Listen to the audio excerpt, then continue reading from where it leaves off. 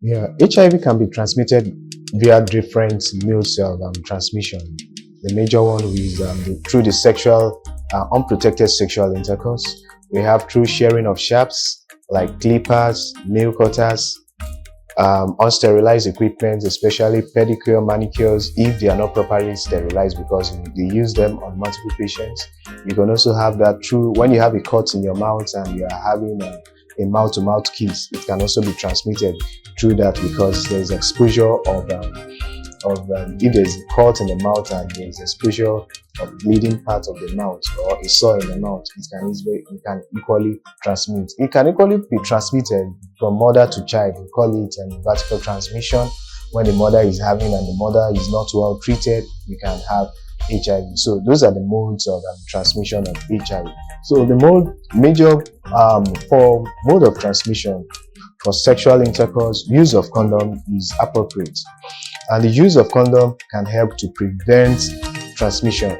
Like I said earlier, unprotected sexual intercourse is the means because during sexual intercourse, you exchange body fluids together. So if you are meeting with a positive person, you need to protect yourself by using condom. Then condom is not 100% accurate because sometimes the condom can also rupture.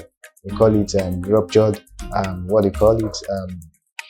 ruptured condom during the course of sexual intercourse. So as much as possible, abstinence is also very key.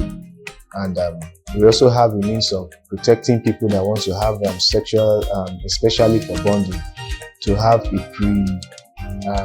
and a medication. If you know your partner is affected and you don't want to get it, there's a way to also do that if you get to the doctor. Yeah, HIV is not a life-threatening disease.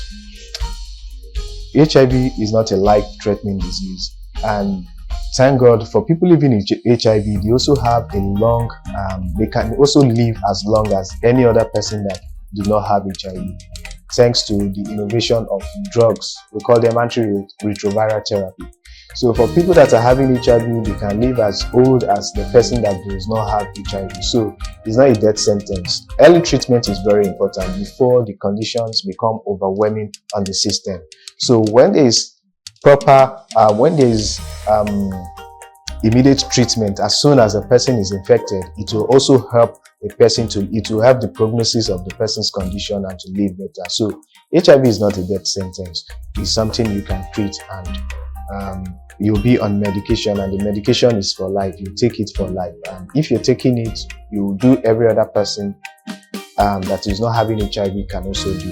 There are different symptoms of HIV. Some of them are common symptoms that the patient might not even know on time because headache, fever, body weakness, passage of diarrhea. The person will be having passage of loose stool. So it comes in diverse ways. So that is why as soon as you get to the hospital, the doctors will want to check your viral markers. We call them the hepatitis B, C, and HIV on time to rule out the fact that you don't have this. So it comes in diverse ways. Like I said, you can be having what they call the passage of loose stool. You can have body weakness. You can have fever. Another one very important is weight loss. You just see this person losing weight, significant weight loss. So it comes in different stages. We also have different stages of the disease condition. Yeah, the HIV drugs are accessible if you go to the hospital, in the government hospital, primary health care centers, teaching hospitals. You can easily access these medications there, the retroviral therapy, and many a times they come at a very low cost, and some come at no cost at all. Some you might just be paying service charge to get the treatment. So it's something that it's there are fundings for HIV medications, and for those that need them, they can easily get them at no cost, except if the drugs are not readily available and you need to demand personally out of pocket to get these medications. Window period for HIV testing. So for testing, the first thing to do when you are exposed, maybe you use someone sharp that is infected, or you run into someone, you have sexual intercourse and you're unprotected, you got to know the person is positive. The first thing you need to do is to do the test. Do the test the first time. So when you do that, you do it on the first day, you do it in 3 months time, in 6 months, and in 12 months. So usually, because you don't know when it will be when the virus will convert in the body. So usually we give 6 to 8 months window period for you to check, to recheck. That is why I said you do at the first you do the first day.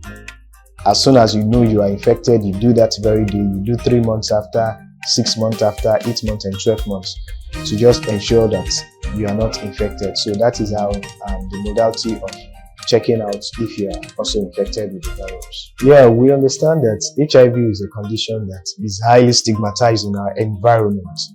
But I want to tell us that HIV, like I said, the mode of transmission is through blood contact or exchange of body secretion. Through blood contact, through like during childbirth, the child is coming out from the mother, and during the course of delivery, it can be mixture. And even during the course of conception, there can be mixture. Then the next one is unprotected sexual intercourse or sharing of sharps. So during this period, when you exchange some of these things,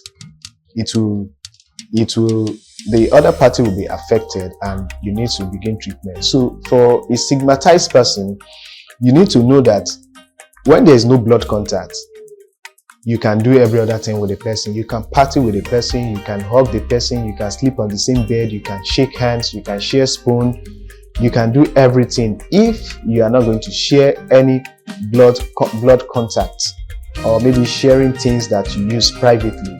Sharing of clippers, sharing of sharps they use in making hair, or tattoo too is also something people do. When you use the machine on infected person, the other party that is not infected can have it. On-screen blood transfusion too. Surgeries too, if during the course of surgery, things like that. So those are the areas where you can have it. So aside that, you can have life together, build life together, shake hands, marry together. So they shouldn't be stigmatized about having HIV. So because there are other conditions that even kill faster than HIV, and people living with HIV are living longer now this time around. They have the same life expectancy as much as with people that are not having HIV. So they shouldn't be stigmatized, knowing fully well that it is only through blood contact, like I explained. Post-exposure prophylaxis, like I answered the other time, post-exposure prophylaxis is an antiretroviral medication you take having been exposed to HIV, either by omission or by error, or you don't know. So this medication will be given to you. You will use it for at least 6 weeks, 4 to 6 weeks. So they will give you the medication to use. So, and post-exposure prophylaxis is to prevent you from having the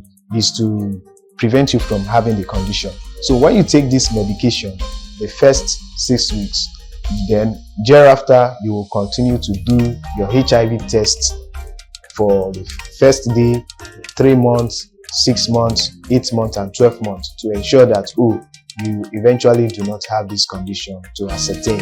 So the medication given to you that time is to prevent you from having the condition. How do we reduce the risk?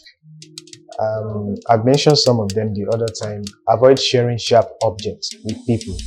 Your razor blade, your nail cutter. For those that do ear piercing, you need to sterilize your equipment very well, and use protection while having sexual intercourse. When you're infected and you're a pregnant woman, ensure you receive treatment to prevent mother-to-child infection. When the mother gets to the hospital, as soon as you deliver, there are medication prophylaxis that will be given to the child, nevirapine, for the first 6 weeks of life, and some other investigations will be done. Then have your own clippers at home to shave your hair, or while going to your salon, have your own things. So when you understand when you understand the areas where you can share secretions with the other party, avoid those areas like I've mentioned. So those are the areas you can get HIV. You need to get tested at least once in a year. Every year you need to do your HIV tests. So thank you very much for your time. If you have questions or you're troubled, you can reach out to us on our shared social media platform and on our phone numbers too. We'll be glad to receive your questions. Thank you.